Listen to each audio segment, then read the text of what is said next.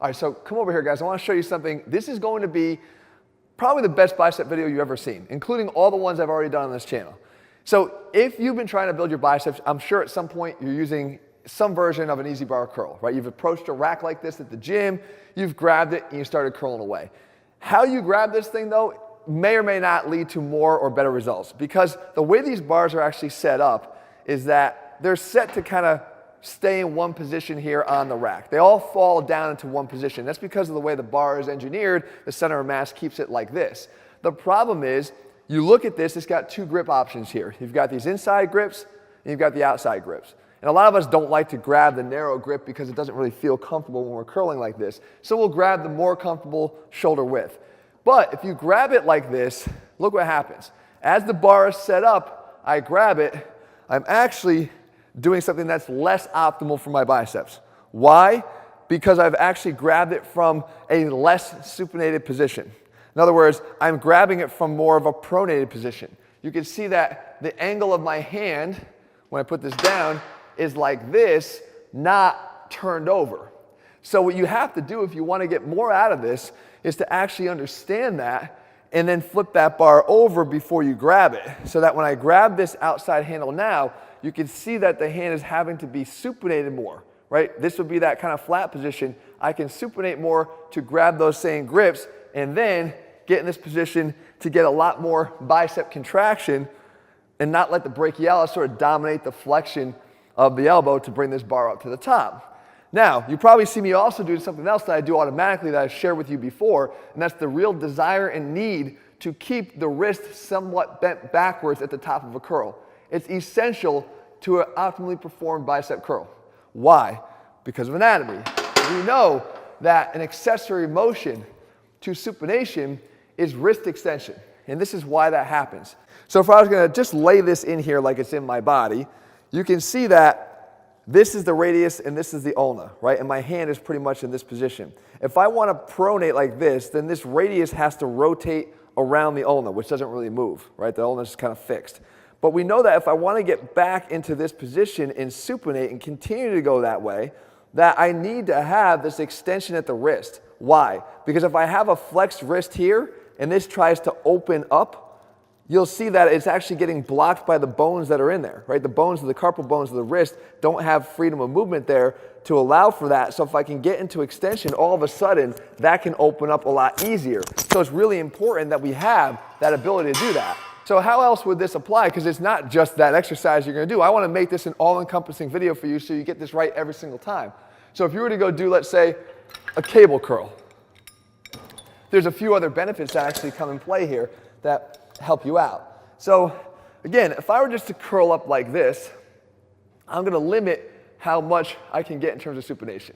I want those wrists bent back for a couple reasons. Because number one, as the wrists go back, I'm actually going to see, you can see the elbow coming in tight to my body. I'm able to get the elbow underneath.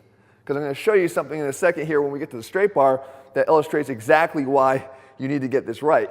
But I want this so that I can get underneath. And when I'm underneath, I'm getting more of that supination by getting that wrist bent back, but also I'm keeping the force on the biceps with the cable. If I curl in here like this, the line of resistance is this line right here, this cable line.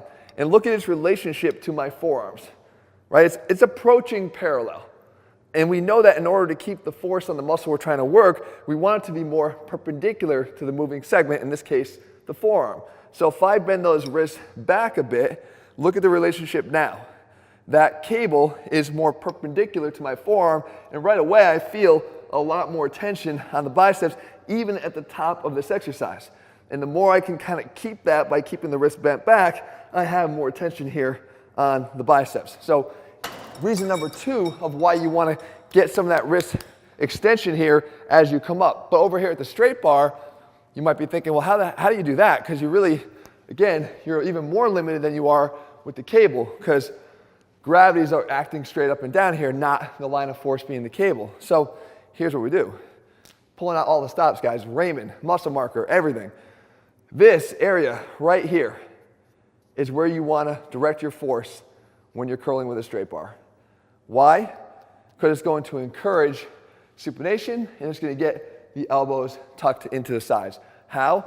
if I grab this straight bar here and I focus on pushing through this part of the hand just like that, then what that does is it first of all prevents the elbows from drifting, which just takes away some of the work of the biceps, but it actually, by pushing through that inside portion of the hand, right there you can see the bar actually being pushed through there, I can almost supinate my hand into a straight bar.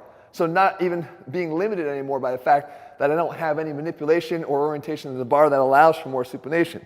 So I'm able to come down, up, push through that inner portion of the hand, almost allow for supination in a bar that was once thought to be unable to allow for that because of its fixed nature. So I'm able to kind of do that. And again, in order to do that, I got to get the elbow underneath for leverage, so it discourages any flaring of the elbow because it has to come underneath to push through this portion of the hand. And then finally, if I go over to a dumbbell, I've shown you guys this before, but again, it bears repeating because if you understand the whole concept, you're going to get this right every time. And if you struggle to grow your biceps, you're going to start growing them. So when I grab the dumbbells, I told you about an offset grip. If you take a grip all the way at the end of the dumbbell, the top end of the dumbbell here, just like that, and then you curl and you make sure that the dumbbell is level at the top, or if anything, pinky side higher, you're going to make sure that you're getting the biceps to do more of the work, because the biceps are the supinator. It's the differentiator between, let's say, the brachialis and the biceps is their ability to do supination. And how do I know that? Well, quick little story. You probably have been watching for a while here and wondering why I've had this brace on or this little sleeve. It's because I've had a bicep tear. So if I actually come down here, you can see the difference, right? The fullness in here and what's lacking in here. But when I had the injury, when I was walking my son into school and he slipped on the ice and I went to go grab him, I had to assess what was going on. The first thing I did was look at my ability to move into supination, not just flexion. Because if I could go like this and still see a bicep, but not really know whether it's torn or not, because I could carry the biceps along in elbow flexion and make it ball up, but not necessarily have it still be attached. So the way you test for that is you want to supinate. And you can see that when I supinate just the wrist here, in the forearm, that I get good movement here. So I have supination capabilities. It is the differentiator between brachialis flexing the elbow and the biceps flexing the elbow. If you want to grow your biceps, learn from this injury, realize you need to get into supination. The best way to do that is to allow for it by getting some extension at the wrist and to keep those elbows as close to the body as possible. Guys, I hope you found the video helpful. If you're looking for more of these deep dives, leave your comments below. I'll do that. If you're looking for more bicep workouts and tips, you can find those over here. Make sure you click subscribe and turn on notifications so you never miss a video when we put one out. See you soon.